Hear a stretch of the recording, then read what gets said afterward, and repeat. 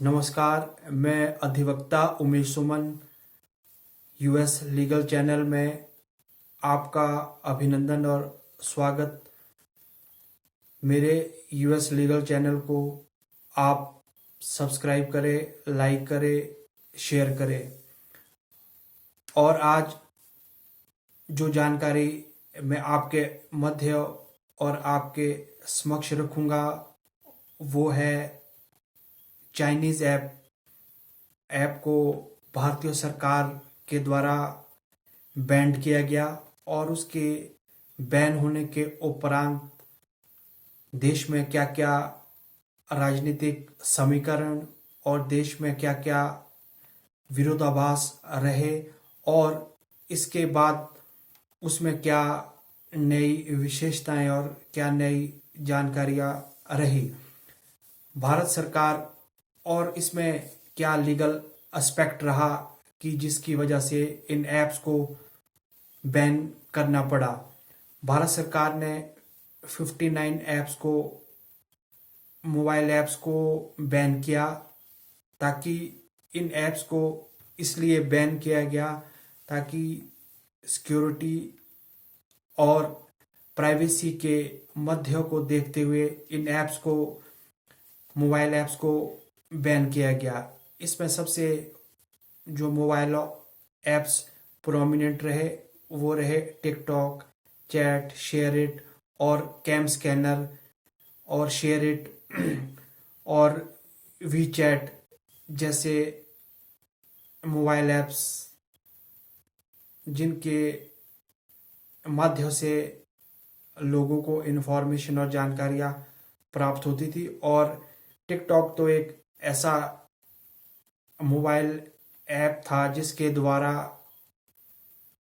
लोग अपनी प्रतिभा, लोग अपनी नए नए टेक्निक्स को लोगों के मध्य लाते थे।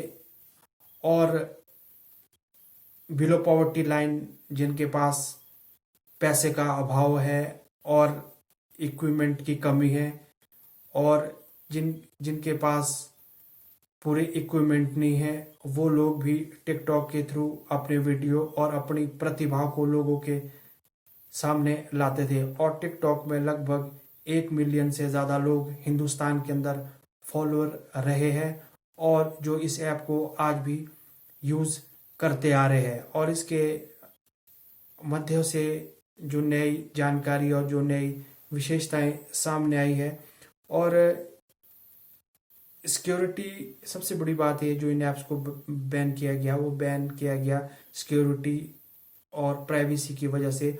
और ये इससे हमारे डिफेंस को, देश की सॉवरेनिटी, इंटीग्रिटी को बहुत ज़्यादा फर्क पड़ने लगा। ये इंफॉर्मेशन आईटी टेक्नोलॉजी की तरफ से और डिफेंस की तरफ से और खुफिया एजेंसी की तरफ से ये इंफॉर्मेशन आई कि भी हमारे देश से डाटा जो एक कंट्री से दूसरी कंट्री को जा रहा है, इससे सिक्योरिटी पर्पस और प्राइवेसी में बहुत ज़्यादा दिक्कत आ रही है। और जिसकी वजह से हमारे देश में एक डिफेंस स्ट्रक्चर में और एक जो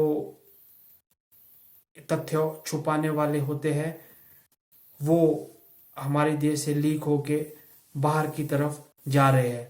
और इसकी वजह से इन ऐप्स को बैन कर दिया गया। और दूसरी सबसे बड़ी बात जो इन ऐप्स को बंद करने की है वो है चाइना और हिंदुस्तान के मध्य गलवान घाटी के अंतर्गत शहीद जवानों के लिए एक संपूर्ण आहुति और संपूर्ण एक नया दृष्टिकोण रहा है। और इसकी वजह से भी इन ऐप्स को बैन कर लिया गया।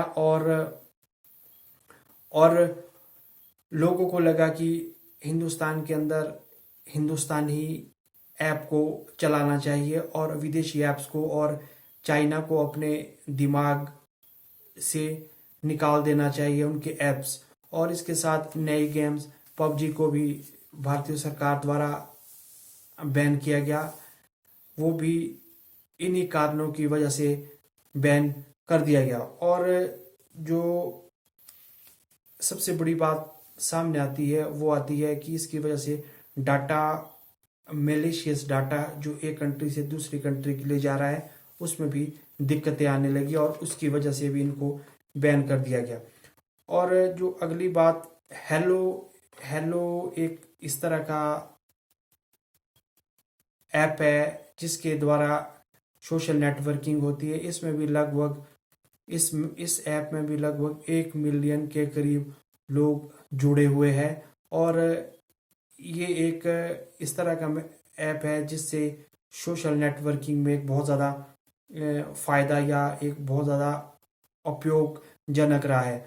और इसके बाद जो यूथ जो इस देश का रहा उनके ऊपर एक बहुत बड़ा झटका और बहुत बड़ा हादसा साबित सा हुआ है, क्योंकि कुछ लोग इन वीडियो ऐप्स को और इन मोबाइल ऐप्स को बहुत ज़्यादा फॉलो कर रहे थे काफ़ी टाइम से।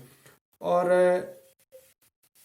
क्योंकि सबसे बड़ी बात है कि जो गवर्नमेंट ने इन ऐप्स को बैन किया, decision of block access to Chinese app है सिग्निफिकेंट, क्योंकि पॉपुलेशन इनकी वजह से जो डाटा एक स्थान से दूसरे स्थान को जा रहा था, इसमें प्राइवेसी में बहुत ज़्यादा विरोधाभास और बहुत ज़्यादा दिक्कत आने लगी। और टिकटॉक में भी लगभग 100 मिलियन के पीपल इसको यूज़ करते हैं। और इसके बाद जो सबसे बड़ी बात है, ये ऐप्स बहुत टाइमों से यूज़ होते जा रहे हैं हमारे मध्य और हमारे कंट्री में। इसमें लगभग 130 करोड़ लोगों की प्राइवेसी और सिक्योरिटी को देखते हुए इन ऐप्स को भी बंद कर दिया गया। और इसके बाद जो सबसे बड़ी जानकारी ये है इसमें कि जो कानून का एस्पेक्ट, जो लीगल एस्पेक्ट इसमें यूज किया गया सरकार के द्वारा, वो किया गया section 69A of the information technology act and 2000, and इसको अमेंडमेंट किया जाता है 2008 में।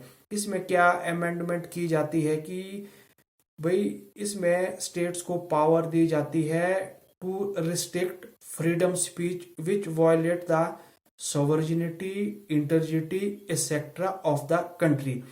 और इसके अलावा section 69A of contempt regulation ये बोलता है significant however were used a tool for achieving data protection compliance, banning app lost broad concern including national issue, sovereignty concern arising from data security and privacy concern। इसमें ये बताया गया है कि इसमें सबसे बड़ा सिक्योरिटी कंसर्न का महत्व दिया गया है और प्राइवेसी कंसर्न का महत्व दिया गया है, और सरकार की सिक्योरिटी के ऊपर कोई भी दिक्कत ना आए इसके बारे में भी इसमें इस सेक्शन में बात कही गई है। और इसके बाद जो दूसरी बात कही गई है वो है illegal data harvesting is a concern for app Chinese otherwise 69A however designated to deal with data harvesting, privacy और इवन टेक्निकल कंसर्न। क्योंकि इसमें डाटा हार्वेस्टिंग होता है, हार्वेस्टिंग होता है मतलब कि किसी के डाटा को आप चुरा लेना, और उससे क्या होता है कि उससे प्राइवेसी और सिक्योरिटी के ऊपर दिक्कत आती है। इसलिए कि इस वजह से भी इन ऐप्स को हमारे देश के अंदर बंद कर दिया गया। और इसके बाद जो एक सबसे बड़ी बात ये आती है कि जो ये हिंदुस्तान और चाइना के मध्य जो टेंशन प्रिवेल हो रहा है, ये भी एक बहुत बड़ा विरोधाभास और एक दिक्कत है। और 69A बोलता है कि if a website threatened Indian defense, its sovereignty, security, and friendly relation with foreign country and the public order। और ये चीज़ें इसमें बताई गई है, और इसमें लीगल एस्पेक्ट्स मैंने आपके मध्य रखा 69A। और मेरे इस चैनल को लाइक करें, सब्सक्राइब करें, और आगे आने वाले दिनों में और भी मैं आपके मध्य जानकारी लेके उपस्थित होऊंगा। और मेरा आपसे यही अनुरोध और यही प्राथमिकता रहेगी कि आप मेरे चैनल को सब्सक्राइब और शेयर लाइक जरूर करें।